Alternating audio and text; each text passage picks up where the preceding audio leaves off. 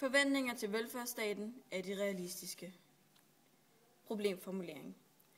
Forventninger til velfærdsstaten og er de realistiske.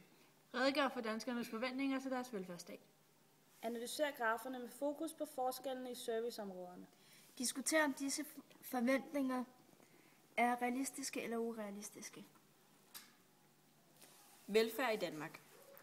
Danmark bruger den universelle velfærdsmodel, som giver alle borgerlige ret til velfærd i form af ydelser, som staten sætter til rådighed for folket. Velfærden skal fordeles efter behov og ikke kun til samfundets svageste. Staten sikrer fordeling af goderne i lavere grad end markedet og civilsamfundet.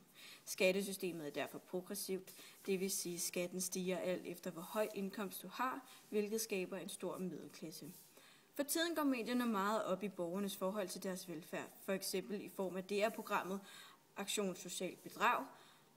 Især på grund af den økonomiske krise er der særlig fokus på overførselsmodtagere i form af kontanthjælpsmodtagere og socialbedragere. Det voksende antal individer, der modtager offentlige ydelser, stiger i takt med den forventning, Danmarks borgere har til den danske velfærdsstat, hvilket skaber en forventningsklemme. Det er svært at spare eller helt at fjerne goder, som befolkningen har vænnet sig til, og derfor opfatter de disse goder som rettigheder, de har krav på. Mere vil have mere, men hvor går grænsen? Her er nogle eksempler på ydelser i det danske velfærdssystem. For eksempel kontanthjælp, SU, sygesikring, folkepension og sociale ydelser. At være overførselsmodtager betyder, at man får offentlige ydelser uden selv at bidrage. Det vil sige, at man modtager ydelser fra det offentlige i stedet for lønindtægter.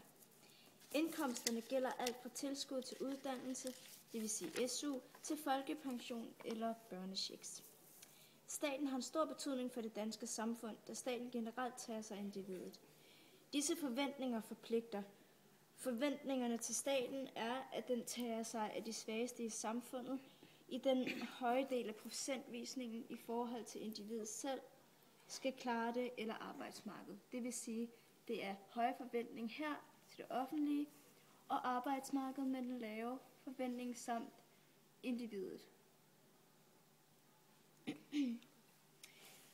På billede 2 ser vi den vandrette akse, som er årene fra 1960 til 2002, og den vertikale linje er antallet af overførselsmodtagere i tusinder.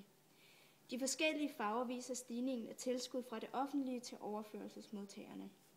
Grafen viser blandt andet, at folkepension altid har været en stor faktor i ydelser samt tilskud til helbreds- og socialmæssige problemer. Generelt kan man sige, at de offentlige ydelser til overførselsmodtagere er vokset fra 1960'erne til 2012. I 1960'erne var antallet på overførselsmodtagere 600.000 personer, hvor det nu er tredoblet til ca. 1.800.000 personer. Det er en uhyggelig stigning i antallet af overførselsmodtagere.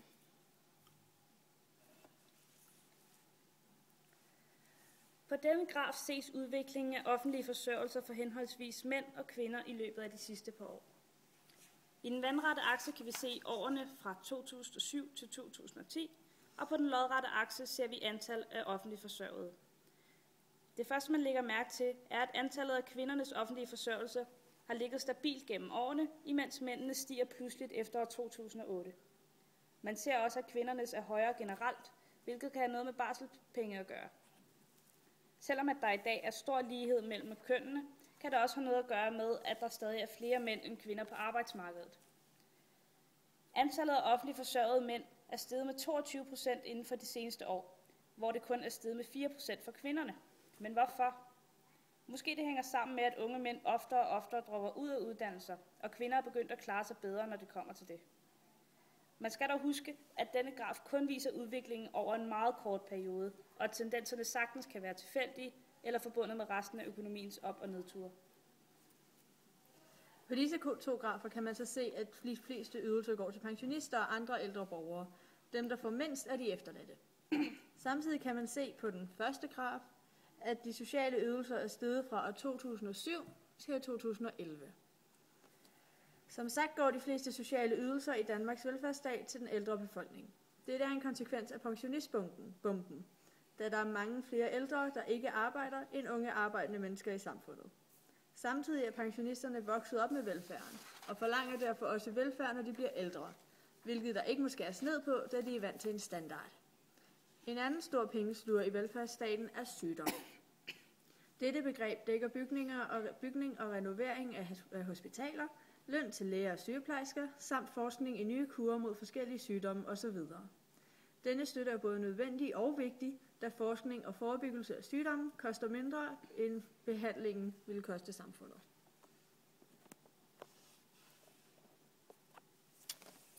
Er forventningerne til velfærdsstaten rimelige eller urimelige? Danmark har verdens dyreste velfærd. Alligevel vil danskerne have mere og bedre velfærd. Men er det realistisk? Umiddelbart ikke. I takt med, at flere kommer på overførselsindkomst, bliver der færre penge til forsørgelse, og det skader velfærden. På billedet kan man se, hvis man kigger på den grå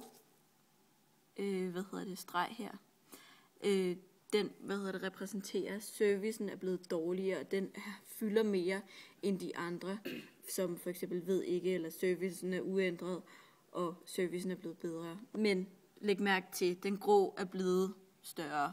Folk er ikke tilfredse med servicen, selvom vi bruger flere penge på velfærden. Paradoksalt har vi aldrig brugt så mange penge på velfærden, som vi gør i dag.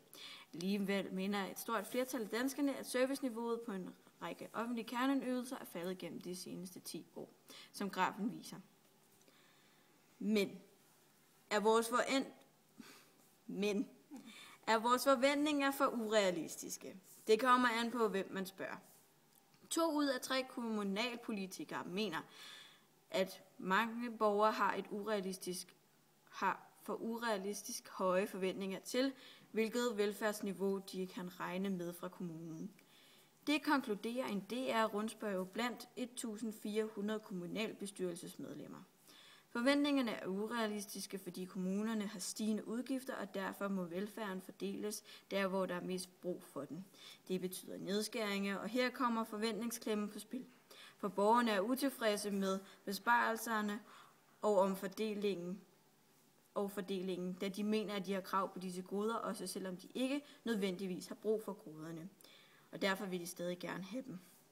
Spørger man borgerne, så vil de nok konstatere, at ja, de har måske lidt urealistiske krav til velfærden, men vi vil da stadigvæk have velfærden, og vi vil ikke have forringelser, fordi vi kan ikke undvære retten til verdens bedste velfærd.